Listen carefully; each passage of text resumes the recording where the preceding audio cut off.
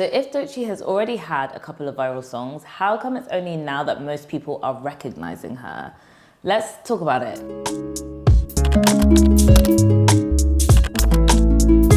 So I think it's only right for us to talk about Doechii because she just had a Grammy win, her album is rolling out beautifully, and there's all this buzz and excitement around her, and rightfully so.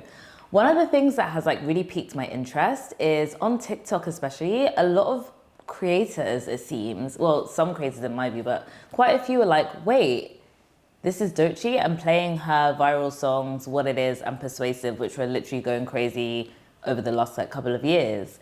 And people are realizing, people who maybe weren't as locked in with her before are kind of realizing wait, she's had this long-ish history of doing amazing things, and how come I'm just finally connecting the visual to the audio, and the things that I've been hearing have been going viral, I've maybe even been singing along to, how come that's only connecting now? What has changed? And that's what we're really gonna quickly deep dive into. So I'm sure a lot has changed in the background, label, team, creative development, all of those things are probably all happening in the background as well. But the truth is that there was still label support, maybe a different label, but there was still money and financial and label support previously. There was still videos coming out. There was still viral hits hitting, the charts. How come it's only now that things are connecting for, let's say, the mainstream audience, or the average person who consumes culture? And I think that's down to one thing, which is connected to two things, but it's down to her look. It's down to the braids and the outfit combinations that have been popping up, and they have been consistent.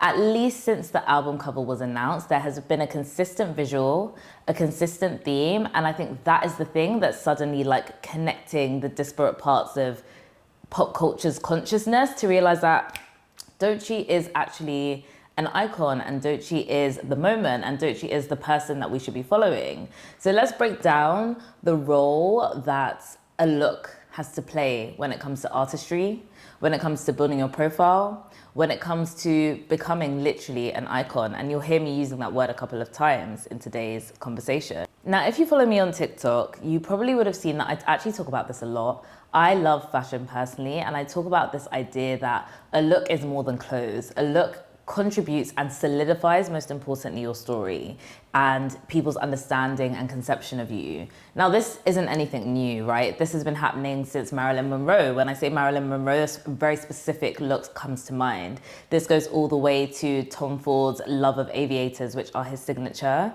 This goes all the way to Anna Wintour's bob. This goes to Kris Jenner's pixie cut and her kind of black outfits and dark black hair.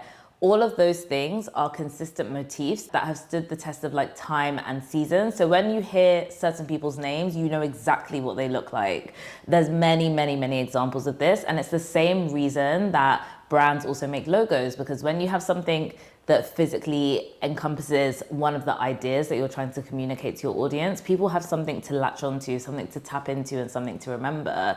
One of the ways to become iconic is to create icons of yourself, right? So to create the haircut, the outfit, the look, the aesthetic, that is one of the strands that helps you to become iconic. A lot of things are also important. I think, talent, skill, being able to tell an amazing story matters too, but a visual is just something that gets lodged in our memories in just a completely different way. And that's exactly what Doechii's doing for the Alligator Bites Never Heal rollout. That's what is literally happening here. She's creating a motif, she's creating a visual. And it's something that I noticed maybe around September, October. It's all, to be honest, Q4 is a big blur, but it's been a couple of months. I've been how come she keeps dressing in this? I couldn't put the words on it until she actually said it herself, but I was how come she's dressing in this suity way, this formal-ish way?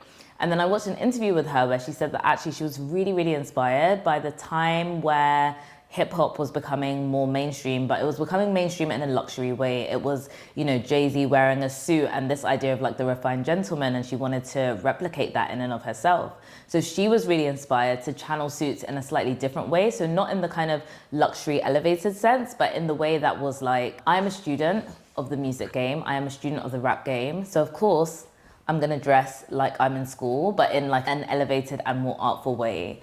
And I think that's such a fascinating story. And I love, for me, it's never just clothes. I love the fact that she has thought about her appearance and how that feeds into a long story of her journey, because as everyone has seen, she has been on this and wanting this for a while. So for her to be a student of the game is actually fitting of her arc as an artist in general, which is this idea that she's been trying and she's been wanting to go for it, and she's been going for it by any means and all means necessary, right?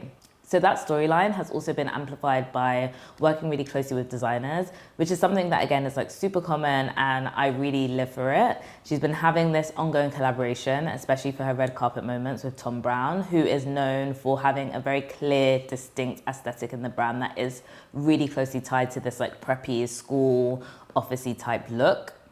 And that gets me really excited for the Met Gala specifically. I am sure she'll be there.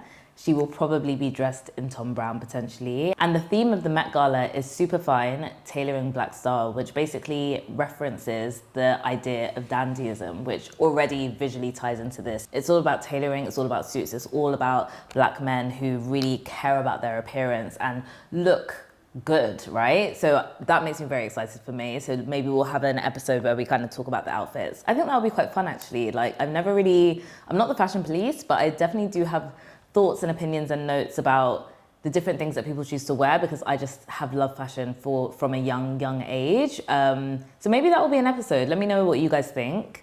Now, office core is not a new thing. It's actually been trending for at least like a year, if not like maybe 2 years, but she's doing it in a completely fresh way that makes it hers. I almost wouldn't say that it's office core. Like, yeah, there are pinstripes and suits involved, but it's just a completely different thing. The same way that Solange had made her whole like aesthetic universe her own, the same way that Chappell Roan has made her makeup look her own. And I think that's like a really exciting and interesting place to explore when it comes to, for the people who are listening to this, who love an aesthetic, who love thinking about how they present themselves, that's something to really tap into and lean on really heavily. I'm sure though that we'll see more suits like pop up as time goes on. Like I definitely think that the way that she is presenting herself specifically on the red carpet may have a trickle-down effect to the way we dress, but also the way that maybe other people who grace the red carpet dress. And I'm really interested to see how that manifests for you. Do you have an aesthetic right now? Are you thinking about maybe developing one? Has this triggered a thought that actually I'm gonna pursue XYZ aesthetic? Let me know. Very, very interested to hear.